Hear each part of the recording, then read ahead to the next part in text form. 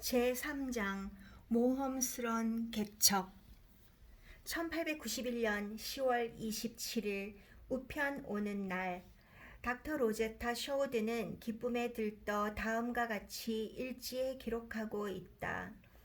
오늘 도착한 편지로 무척 행복하다. 닥터 홀은 9월 19일자에 쓴 편지에서 조선으로 임명받았다고 한다. 이 편지가 쓰인 날짜는 내 생일날이었다.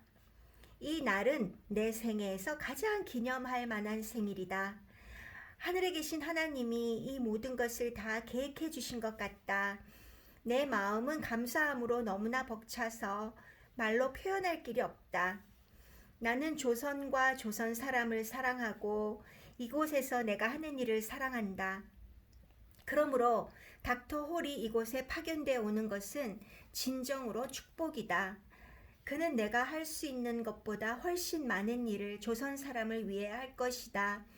내가 닥터 홀을 이리로 불러오게 한 도구가 된 것은 하나님이 내게 주신 사명이다. 이에 감사한다. 닥터 쇼우드는 지난 1년 동안 닥터 홀의 계획이 변경될 때마다 마음의 동요 때문에 장래가 불분명하게 보였고 정신적으로 안정되지 못했지만 이제는 계획을 고정시키고 확실한 궤도에 올라설 수 있게 되었다. 닥터 홀이 도착할 날짜는 12월 중순경으로 예정되었다. 닥터 쇼우드는 이 날을 고대하고 있었다. 닥터 홀이 도착하기 몇 주 전은 닥터 쇼우드에게는 매우 바쁜 나날이었다. 닥터 쇼우드는 새로운 열정을 가지고 일에 몰두했다. 이 무렵 치료된 환자 수는 1년 전 같은 시기에 치료된 환자들의 수보다 3배나 더 많았다. 한편 학교에서는 계속 심리학과 약물학을 가르쳤다. 닥터 쇼우드는 어린 조수들에게 인체학을 가르치기 위해 사람의 골격을 교습 자료로 쓸 구상을 했다. 무심결에 동료 선교사에게 지난 봄에 남산의 성 밖에서 주운 사람의 해골을 가지고 학생들을 가르치겠다고 했다. 이 말을 들은 선교사들은 놀라서 주의를 주었다. 왜냐하면 전에 외국인들이 조선 어린애들을 잡아먹고 약으로 쓴다는 유언비어가 퍼졌던 일이 있었기 때문이었다. 인체의 뼈를 교습용으로 쓴다면 정말로 회개한 의심을 받게 될 것이다. 닥터 쇼우드도 소위 어린애 소동으로 알려진 이 사건에 대한 이야기를 들었었다. 그 당시 선교사들은 이 회개한 소문이 가라앉을 때까지 긴박한 분위기에 쌓여 있었다고 한다. 그녀는 이러한 정보를 사전에 들을 수 있어서 기뻤다. 인체의 골격을 공공연히 교실에 가지고 가서 사람들을 놀라게 하기보다는 학생들을 자기 방으로 데리고 와서 개별적으로 보여주고 가르치기로 결정했다. 조선에 온 선교사들이 부딪힌 가장 미묘하고 심각한 문제는 전통적인 조상 숭배의 관습이었다. 초기 캐톨릭 교도들이 처형을 당한 것도 바로 이 문제 때문이었다. 조선 사람들이 조상 숭배의 관습을 포기해야 하는 점이 기독교를 받아들이는 데 있어서 가장 심각하고 힘든 투쟁이었다. 닥터 쇼우드는 양반집에 왕진 갈 때면 앞마당에 세워진 조상의 위패를 모시는 사당을 보곤 했다. 이 위패는 밤나무 판을 2겹 붙여서 만든 것인데 나무로 만든 받침대 위에 세워져 있고 죽은 사람의 이름이 적혀 있다. 폐의 왼쪽에는 작은 구멍이 뚫려 있어서 혼령이 이곳을 통하여 들어온다고 한다. 조선 사람들은 사람에게는 3가지의 혼령이 있다고 믿는다. 이 3 혼령들은 사람이 죽으면 각각 헤어져서 하나는 조상을 모시는 폐에 들어가고 또 하나는 무덤에 남으며 마지막의 것은 더 낮은 세상으로 간다는 것이다. 양반들을 반드시 밤나무로 이 위패를 만든다. 밤나무는 열매가 열릴 때까지 오랜 세월 썩지 않으므로 깨지지 않는 견고한 가계를 상징한다고 본다. 조상 숭배는 서민 계층에서도 행한다. 그러나 양반만 이런 위패를 가질 수 있다. 보통 서민들은 혼령을 위해 종이를 사용하는 경우가 많다. 사당에는 4대조까지만 모셔진다. 그러므로 만일 집안의 가장이 죽으면 새 위패가 모셔지고 가장 오래된 위패는 산소 옆에 묻는다. 가장이 죽으면 3년 동안 상이 계속된다. 죽은 사람의 위패 앞에서 그 기간 동안 특별한 의식이 행해진다. 이 기간 동안에는 베옷을 입고 큰 모자를 쓴다. 죽은 사람을 기념하기 위해서는 특별히 정해진 추석 명절에는 제물을 준비하여 의식을 행한다. 닥터 쇼우드는 이러한 명절 중 어느 날 실제로 그 예식을 목격 일기에 다음과 같이 기록하고 있다. 10월 5일 아름다운 가을 날씨다. 오늘은 조선의 명절로 사람들은 모두 자기네 조상의 산소에 가서 제사를 지낸다. 이날은 환자가 올 것 같지 않아 일하는 사람들에게도 하루 휴가를 주고 나도 쉬기로 작정했다. 페인 양, 루이스 양과 함께 가마를 타고 꽤 멀리 교회로 나섰다. 길에서도 언덕에 많은 무덤들이 보였는데 굉장히 많은 사람들이 나와 있었다. 주로 남자와 어린애들이며 여자들은 얼마 없었다.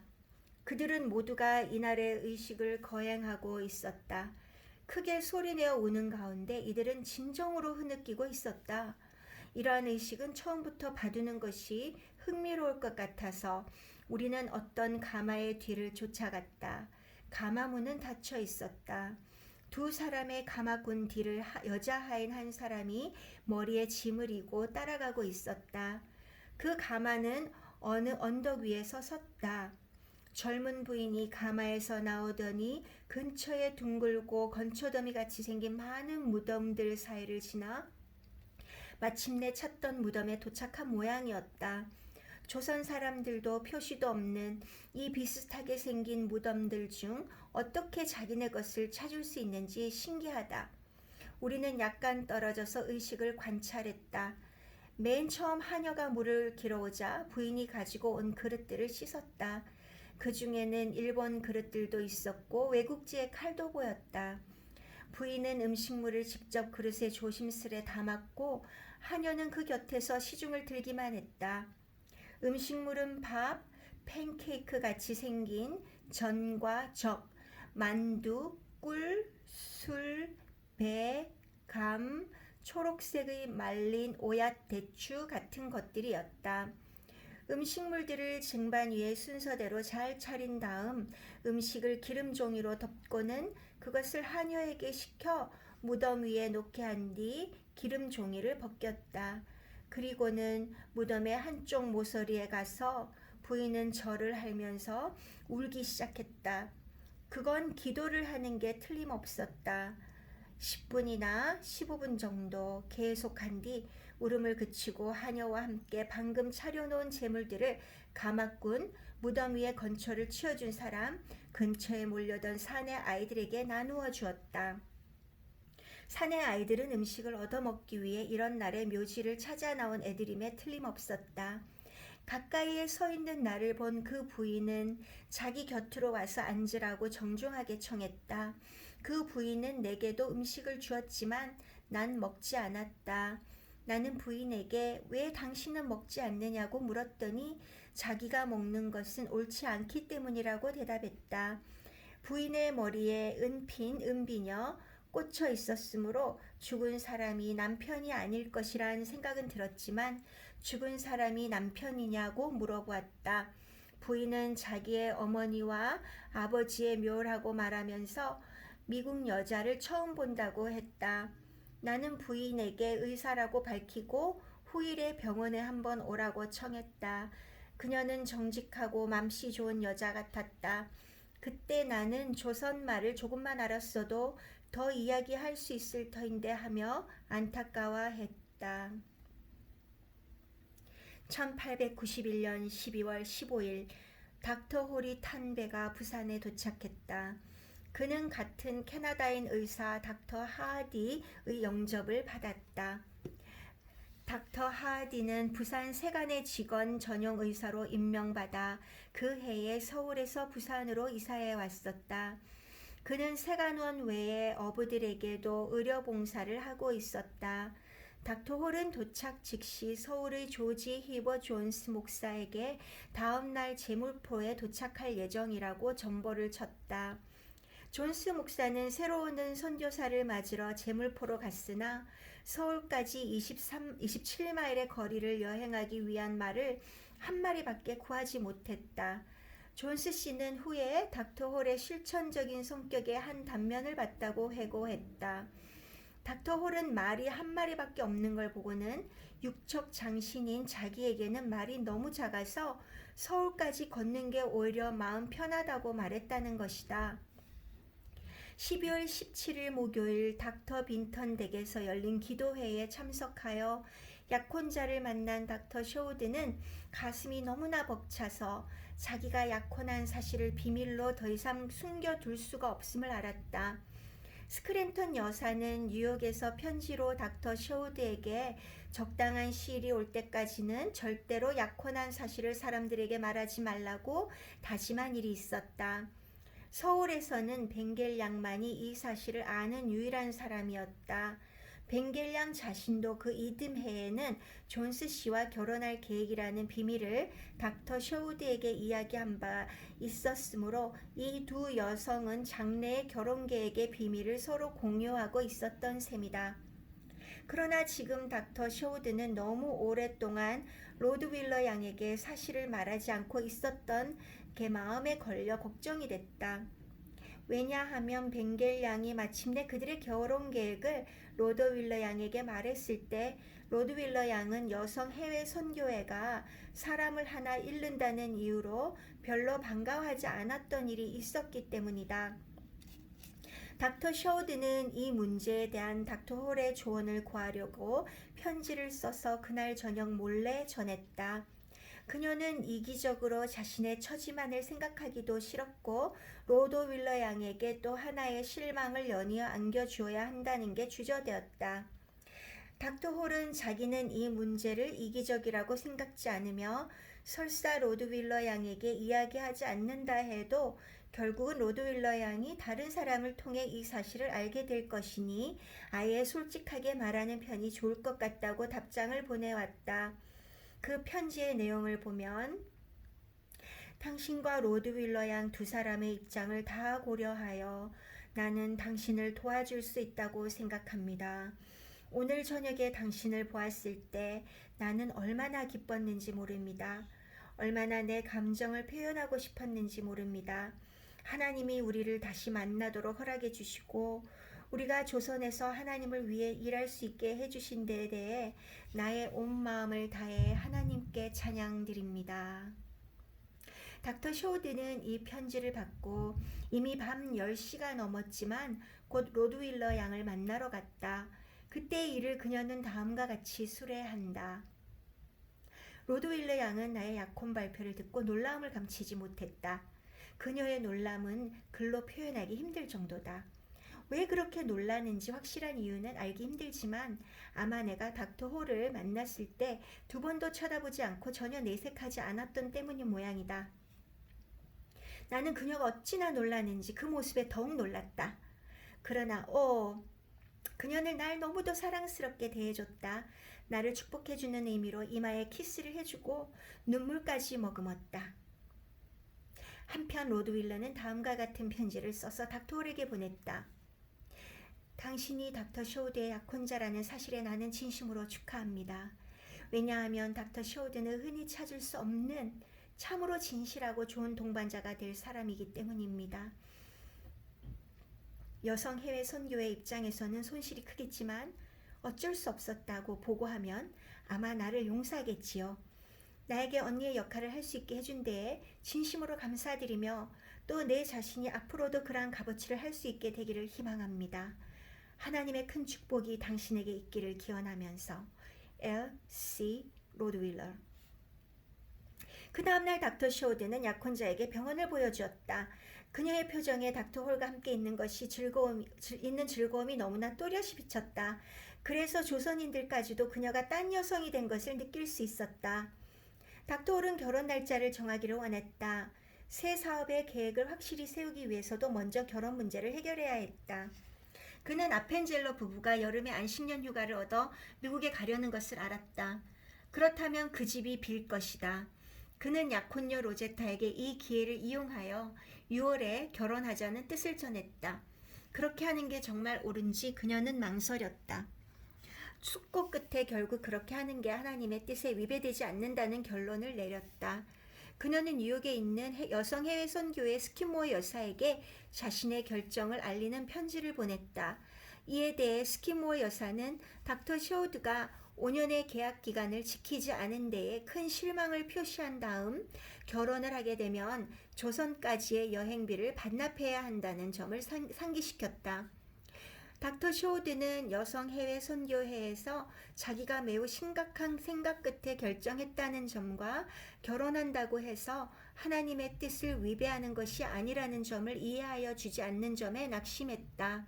그러나 그녀는 여성 해외 선교회에서 이 문제를 이해해 줄 때가 오기를 바라고 있었다. 실상 여비를 반납할 모든 가능한 방법을 다 생각해 보기도 했지만 방법이 없었다. 한편 닥터 홀의 선교회에서는 새로운 선교 기지를 찾기 위해서 닥터 홀을 오지에 탐사 여행을 보내기로 결정하였다. 조선 정부에서 허가만 한다면 전진 기지를 세울 예정이었다. 닥터 홀은 서울에 도착한 이후 존스 씨와 숙소를 함께 쓰고 있었다.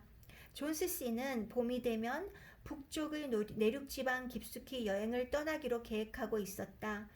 닥터 홀도 그와 함께 동반하기로 결정되었다. 존스 씨는 조선의 시골 지방으로 혹독하고 고생스러운 여행을 시작한 첫 선교사가 되었다. 그들은 서울에서 북쪽으로 350마일 떨어진 만주와 접경지인 의주까지는 함께 여행하고 거기에서 서로 갈라져 닥터 홀은 평양을 거쳐 서울로 돌아올 계획을 세웠다. 1892년 3월 초순 춥고 바람이 센 어느 날 오후 이 두 선교사들은 길을 떠났다. 이들은 도보 여행을 원칙으로 했지만 짐을 실은 말들을 끌고 가므로 몸이 피곤할 때는 말을 탈 수가 있었다. 7마일을 걸은 후 여인숙을 찾았지만 방이 얼마나 비좁았든지 누울 때 닥터 홀은 발을 문 밖으로 뻗어야 할 지경이었다. 그 다음 날은 계속 비가 내려 발 뒤꿈치까지 진흙길에 빠져가면서 서울에서 북쪽 15마일 거리에 있는 고향에 도착해 선교 일을 시작했다. 외국인 의사가 왔다는 소식이 전해지자 환자들이 몰려왔다.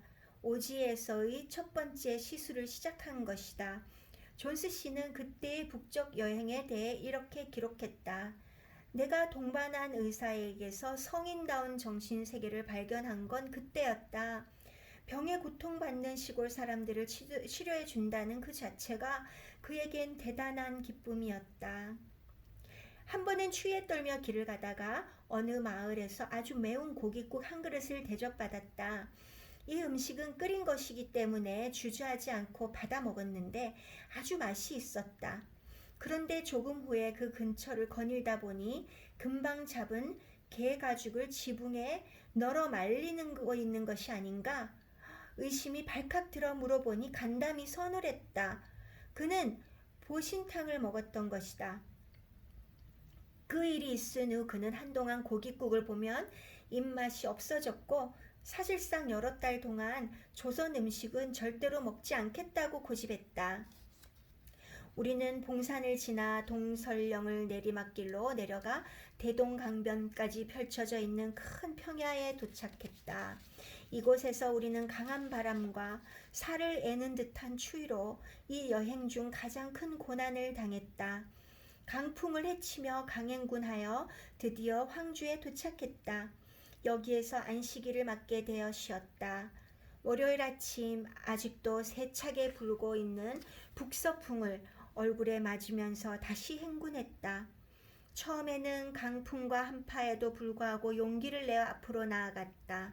그러나 바람과 추위는 조금도 수그러들지 않고 계속되었다.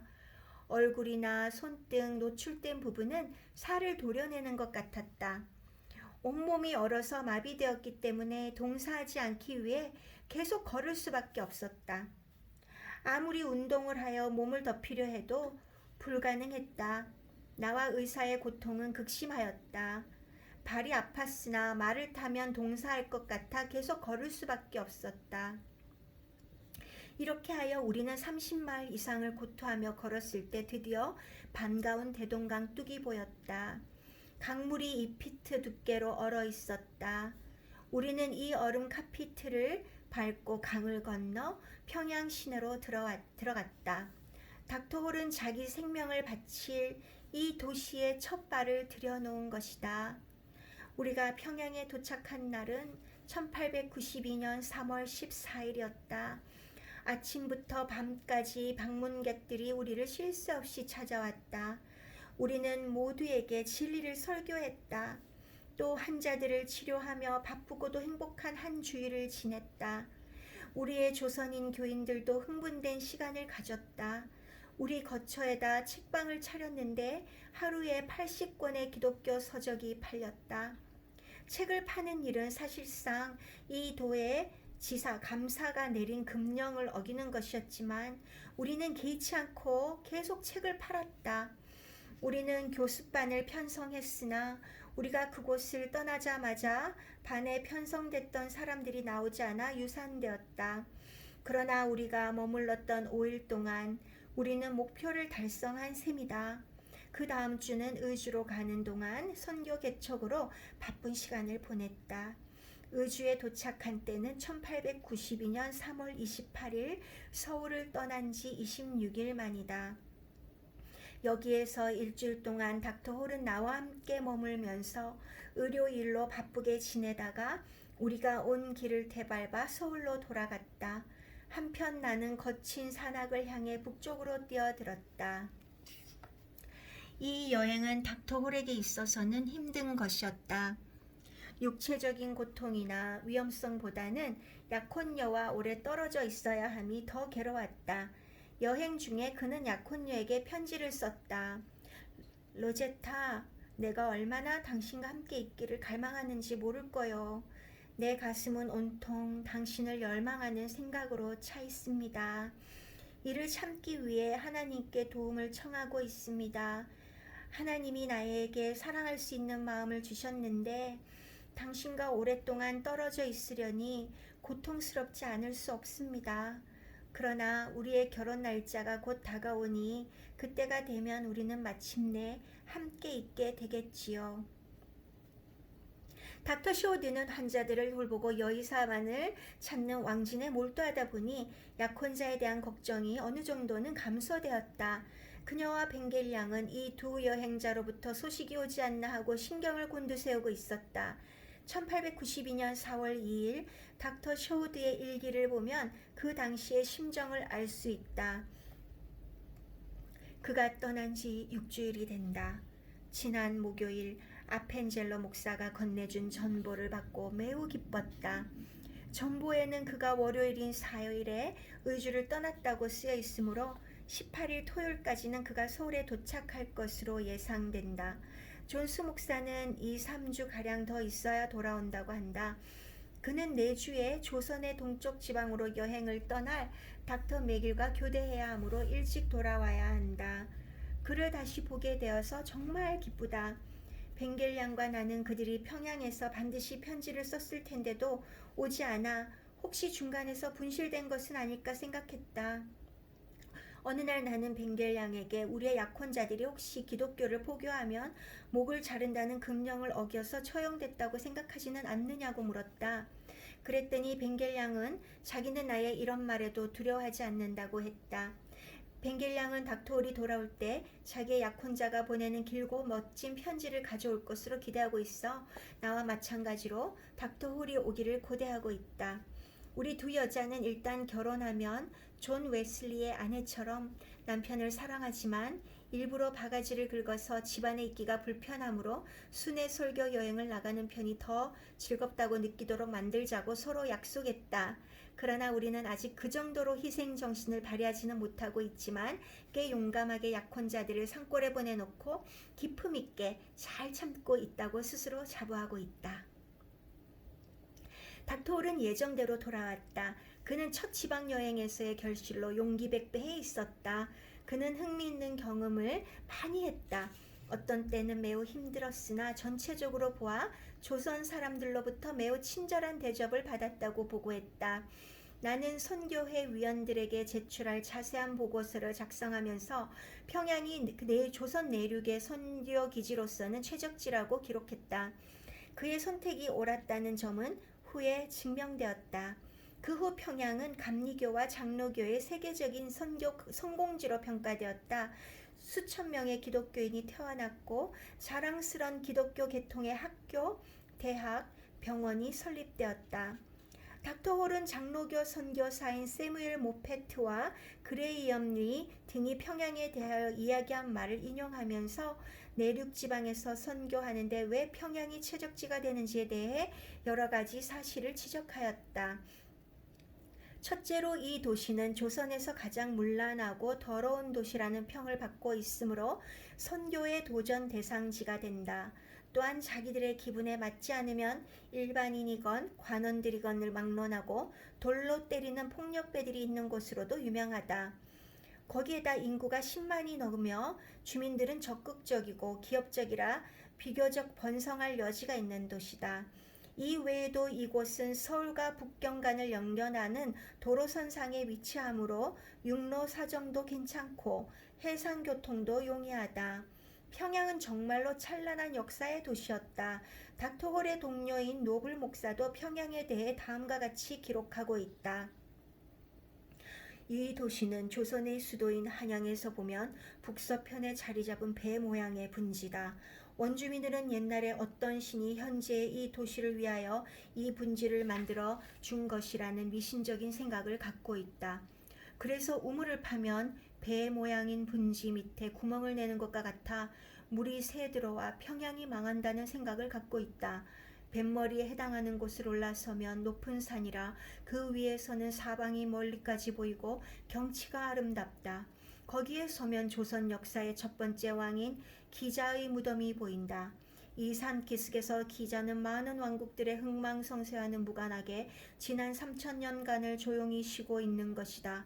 1천만 명의 이 나라 사람들은 한결같이 이 묘지의 숭상의 눈길을 보낸다.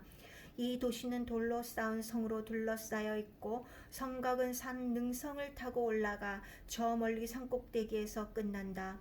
대다수의 조선인들처럼 이곳 주민들도 진흙벽과 짚을 엮어 만든 지붕으로 된 초가집에서 산다.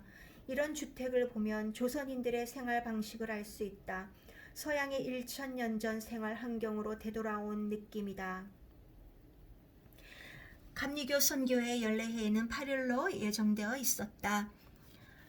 닥터홀이 지적한 실천 사항들에 대한 토의는 그때까지 연기되었다. 닥터홀은 자신의 첫 번째 임무를 완수했으므로 결혼 계획을 추진했다. 결혼식은 6월에 거행되었다. 이 결혼식은 사실상 조선에서는 처음인 국제 결혼식이었다. 신부는 미국인, 신랑은 캐나다, 주최국은 조선이었다. 예식작인 스트랜턴 여사의 아름다운 정원에는 3개국의 국기가 개양되었다. 스크랜턴 가족은 바로 그 전달 미국에서 돌아왔기 때문에 닥터 셔우드의 기쁨은 유난하였다. 스크랜턴 여사는 선교사들이나 조선 사람들을 막론하고 모두로부터 경애를 받는 사람이다. 조선 사람들은 그녀를 대부인이라고 불렀다. 이는 스크랜턴 여사가 많은 사람들의 어머니 대역을 잘 해냈기 때문이다. 기독교 신자가 아닌 조선 사람들까지도 이 결혼식에 환성을 올렸다. 조선 사람들은 이미 오래전에 닥터 셔우드가 결혼했어야 한다고 생각하고 있었다. 왜냐하면 지체 있는 조선 집안에서는 나이 든 여성이 독신으로 있는 것을 흉으로 여기고 있기 때문이다. 그들은 닥터 셔우드가 여자로서 마침내 정상이 된 것을 기뻐했던 것이다. 결혼식 준비가 진행됨에 따라 조선 사람들은 이 서양식의 이상한 결혼식에 당황했다. 신부는 결혼식 전에 벌써 신랑감을 보기만 한 것이 아니라 함께 일하고 있었으며 양가의 부모들이 마련한 혼인이 아니었기 때문이었다. 더구나 닥터 셔우드의 어머니가 처음에는 반대했었다는 이야기를 들은 그들은 그 말을 믿으려 하지 않았다. 조선 사람들은 성인이 되어도 독신으로 있는 여자는 병신이거나 또는 부도덕한 사람으로 간주하고 있었다. 나이 많은 딸을 데려가겠다는 걸 색시적 어머니가 감지덕지는 못할 망정 반대했다니 사실로 받아들이기가 힘들었다. 이 결혼식에 있어서 닥터 셔우드의 어머니는 자신의 양심과 크게 싸운 끝에 비로소 다음과 같은 편지를 딸에게 보내주었다. 내가 여태까지 쓴 편지 중 가장 힘들었던 것은 닥터 홀에게 답장을 쓰는 것이었다. 사랑하는 얘야, 너를 딴 사람에게 준다는 건 정말로 괴로운 일이구나. 하나님은 내가 널 사랑한다는 걸 아신다. 너의 아빠와 언니는 결혼을 찬성했다. 내가 말한 것처럼 계속 선교 일을 하기 위해서도 닥터홀과 결혼해야 한다면 나는 내 결혼이 가장 잘된 것이라고 생각하겠다. 나는 내 결혼을 찬성하기로 결정했다. 하지만 어제만 해도 너의 결혼을 찬성할 수 있으리라고는 생각지 못했다. 아무튼 이 문제를 결정할 때까지 나는 잠을 이룰 수가 없었다. 나는 내 결혼이 정말로 행복하고 유익하기를 희망하고 기도한다. 조선에서는 시어머니의 위치가 매우 중요하다. 신부의 생활을 남편보다 더 간섭하고 지도한다. 그러나 닥터 셔우드의 경우 시어머니는 멀리 떨어져 있다. 누가 신부를 가르치고 다스릴 것인가? 신부의 결혼식 예복으로 준비한 옷이 흰색인 것을 보고 조선 사람들은 대경 실색했다. 이 여의사는 흰 옷은 상중에나 입는 것을 모른단 말인가? 신부는 반드시 색깔이 있는 밝은 옷을 입어야 하는 것을 모른단 말인가? 상복을 입으면 신부에게 불행이 닥친다고 조선 사람들은 믿고 있었다. 닥터 셔우드가 애초에 계획한 신부복은 결혼식 전에 이미 불행을 만났다. 그녀는 신부복에 달 실크 레이스를 사려고 뉴욕 메디슨가의 치료소의 간호원인 젠킨스 여사에게 $3를 보냈는데 그 우편물을 싣고 가던 일본 배가 바다에 침몰하고 말았다. 그녀는 대신 일본에서 산 실크를 조선 재단사에게 맡겨 신부복을 만들었다. 그러나 그녀는 그때 위독한 병에 걸려있던 벵겔 양과 간호원인 루이스 양을 돌보느라 신부복을 가봉할 시간조차 가지지 못했다. 닥터 셔우드와 홀은 이 두 환자를 잃을까봐 24시간 계속 보살폈다. 두 환자들은 이들의 간호로 회복되기 시작했다. 닥터 셔우드의 그 무렵 심정이 일기에 그대로 기록되어 있다. 재봉사는 모든 일감을 갖고 지난주에 와서 신부복을 만들기 시작했다. 하지만 나는 결혼 날이 돌아와도 정말로 식을 올릴 시간을 낼 수 있을지 믿어지지 않는다. 미리 결혼복도 입어보고 결혼식 준비도 감독하고 싶지만 시간을 낼 수가 없다. 어떤 옷을 입게 되든지 감사할 뿐이다. 장식이나 무늬 없는 긴 치마에 앞과 뒤에 술을 놓고 세 겹의 주름을 잡은 짧은 비단 웃옷은 보기 좋을 것이다. 나는 술을 놓지 않고 장식이 없는 웃옷을